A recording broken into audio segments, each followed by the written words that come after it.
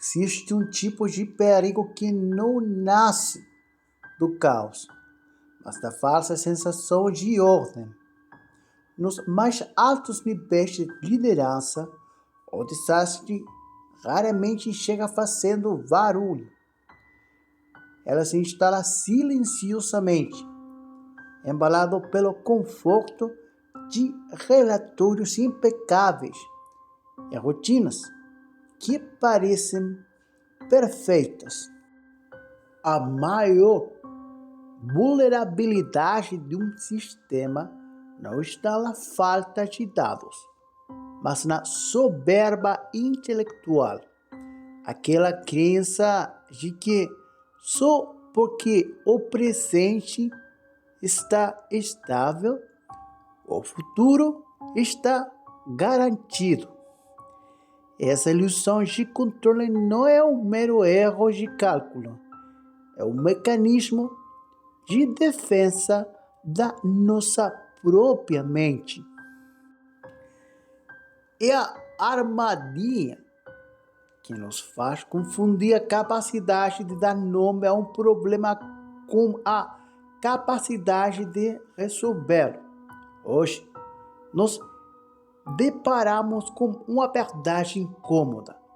Achar que temos o controle é, na maioria das vezes, a forma mais sofisticada de fechar os olhos para a realidade. Para dar conta da complexidade, nós criamos modelos, diagnósticos, indicadores, processos e planejamentos. Essas abstrações são necessárias, mas trazem um veneno oculto. Passamos a tratar essas ferramentas como se fossem a própria realidade. O erro não está em simplificar o mundo para tentar entendê-lo. O erro é esquecer que a realidade é sempre muito maior e mais complexa do que a nossa simplificação. Quando a alta liderança para de olhar para o mercado, para o ambiente externo e passa a olhar só para as suas próprias métricas, o resultado é um ponto cego cognitivo. Se o indicador diz que está tudo bem, nós simplesmente paramos de procurar o risco.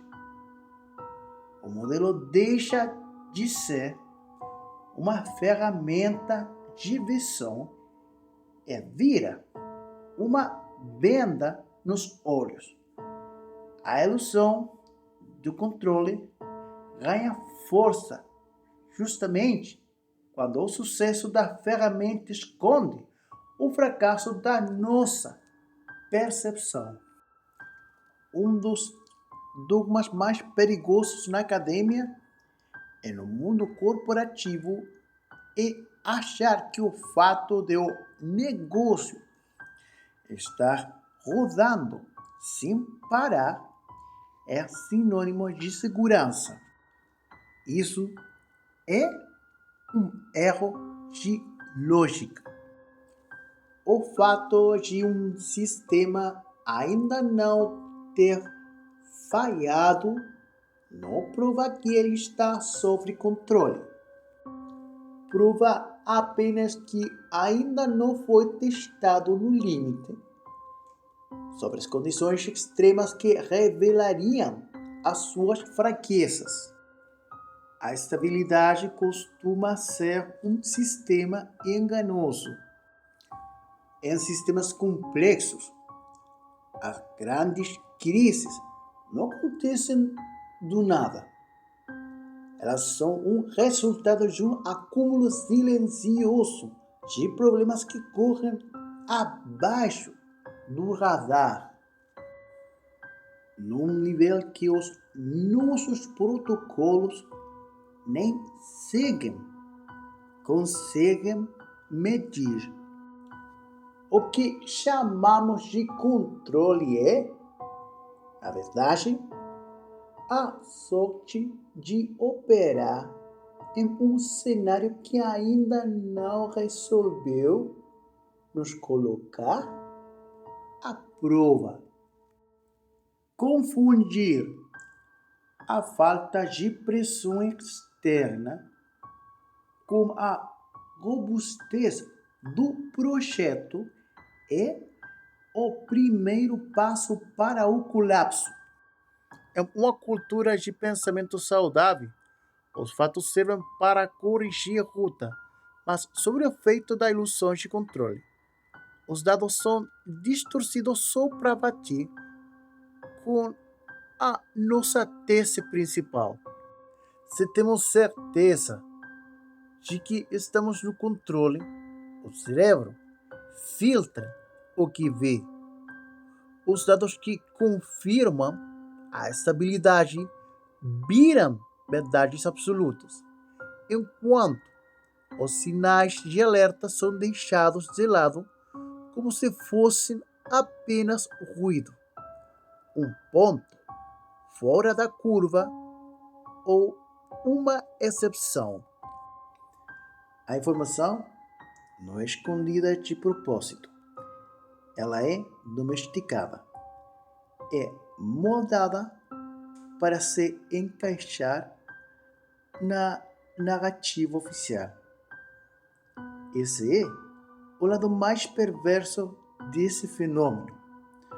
Não é preciso má fé para errar. Basta que o nosso modelo mental seja rígido o suficiente para forçar os dados a disserem exatamente o que queremos ouvir. O sistema até mantém uma lógica aparente, mas perdeu completamente a capacidade autocrítica. A linguagem não serve só para descrever a realidade. Ela também pode ser usada para mascará-la.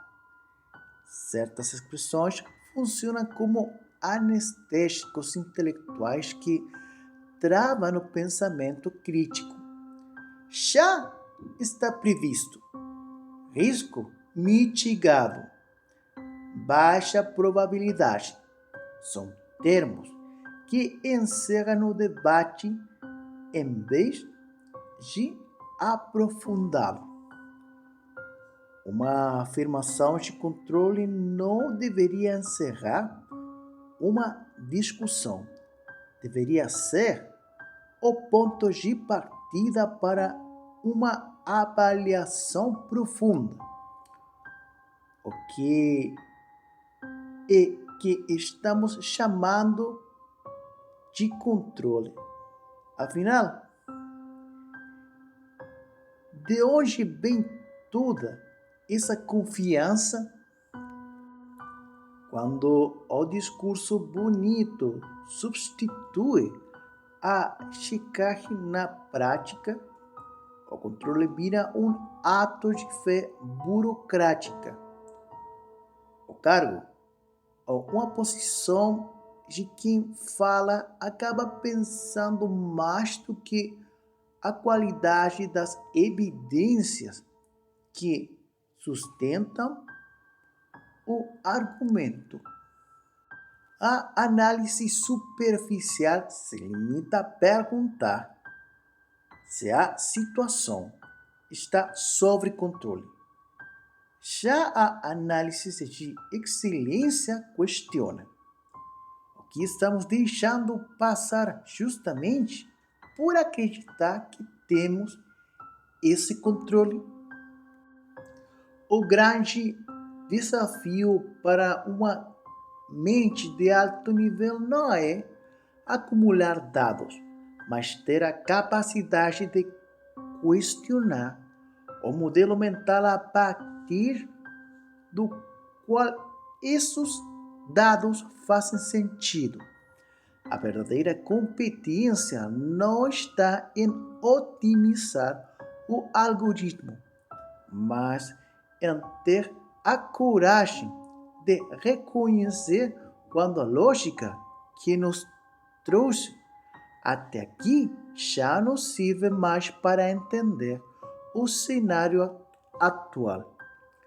A maturidade intelectual significa aceitar que gerenciar e, no fundo, administrar a nossa própria ignorância. O controle absoluto é a maior das ficções humanas. É um mundo de sistemas interconectados de dinâmicas complexas. O domínio total é uma impossibilidade física. Por isso, a resiliência de uma estrutura não está na rigidez das suas certezas, mas na flexibilidade e na agilidade das suas dúvidas. O controle real começa justamente onde termina a confiança cega no sistema. Uma organização só é forte quando tem a lucidez de se questionar antes que a realidade a obrigue a isso. Reconhecer que a nossa visão é limitada não é sinal de fraqueza, é garantia de sobrevivência. Negar a incerteza não é liderar, é apenas gerenciar um desastre anunciado.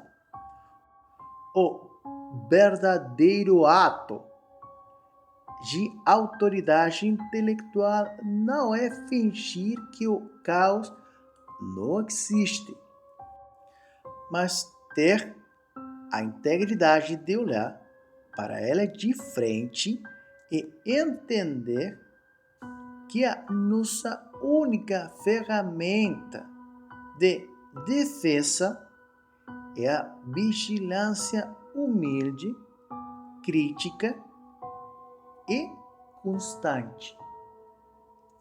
Esto fue Mente Bajo Fuego.